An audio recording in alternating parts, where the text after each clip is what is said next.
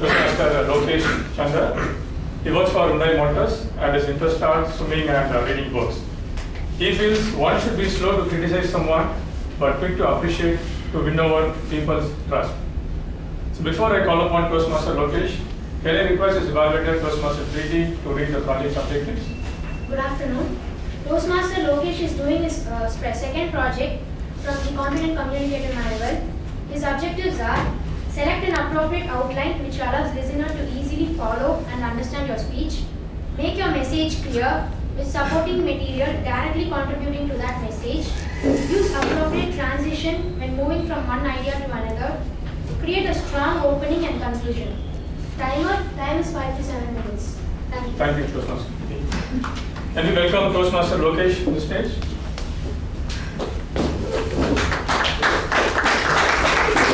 Toastmaster Lokesh, humility wins hearts. All the best. Once Jahangir Tata, popularly known as JRD Tata, the founder of $100 billion Tata group of companies, went to the Wankhede Stadium in Mumbai to watch a cricket match. Since he was the owner of that stadium at that time, he went to the stadium without a ticket. Seeing his simple attire, the guard failed to recognize him and did not allow him inside. The great man, without speaking a word, just went around the gate and stood near the fence and started watching the match. When one of the organizers saw him, he rushed towards him, apologized to him, and said that he'll fire the guard. But JRD said not to do so, since the guard was merely doing his duty.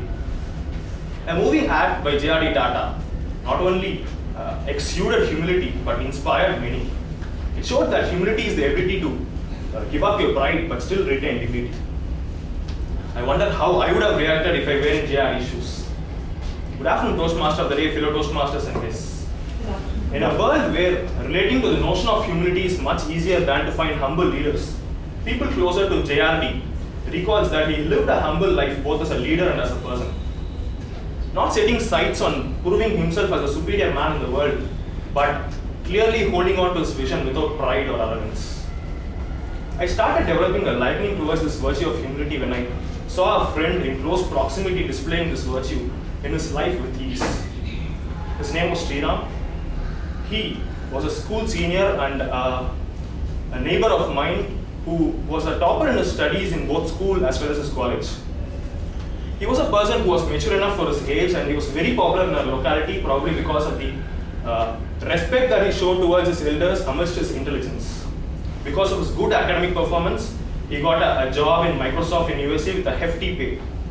But his hectic work schedule in the next 5 years did not give him any time to turn up and visit his family. In this period of time, his family members, friends and relatives got convinced that it's the pride of earning a lot has made him not to turn up. Soon he was transferred to India, and to everyone's utter surprise, we found no traces of pride in him. He came and spoke with the localites gracefully. He even visited all the friends' houses, even played with kids in the streets. And interacting with him made me realize that it's not success alone that will make a person remembered, but it's success along with this attitude of being humble will make a person remembered.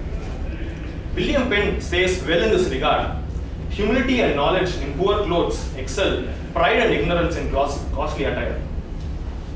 Another man who displayed humility in his life, probably at a level highest any Indian can attain, was a man who will be remembered for a lot of things in his life, but for the humility that he portrayed will make him remember the most. He was the President of India, and he gave away all his earnings and life savings to a charity trust, and he also walked out of Rashtrapati Bhavan with just 2 suitcases at the end of his presidential tenure, with a clear vision that he was the President of India to serve her and not to loot her. Yes, he's the man, the President, Dr. APJ Abdul Kalam. During his presidential tenure, when he was on an official visit to Trivandrum, pride did not stop him visit his favorite cobbler and the mess where he used to eat when he worked in Trivandrum. A man who spoke with localites, who spoke with students, answered them without vanity, who took time to even appreciate the servants, was a man who inspired the hearts of millions with his humble life.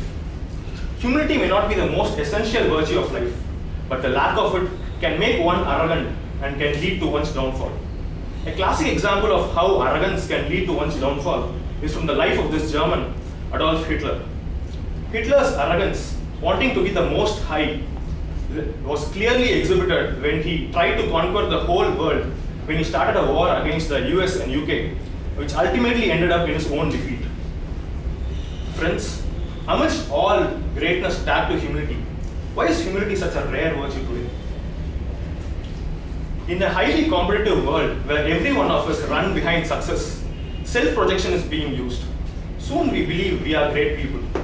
In this world where celebrities are considered as role models and where companies are judged by their profits and by their share values, where is the place of humility for a young man who is seeking to claw his way to the top of his career or trying to win the best place, the best house in the neighborhood, the best car in his block?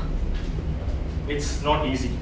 But when we consider the footsteps of these great people like Kalam and JRD, who left their life with a clear message that humility, success will alone win the minds, but with humility you can win hearts. Over to the Postmaster. Thank you, Toastmaster Lokesh, for the inspiring speech. So the next speaker is Toastmaster Alex Jacob. He's the past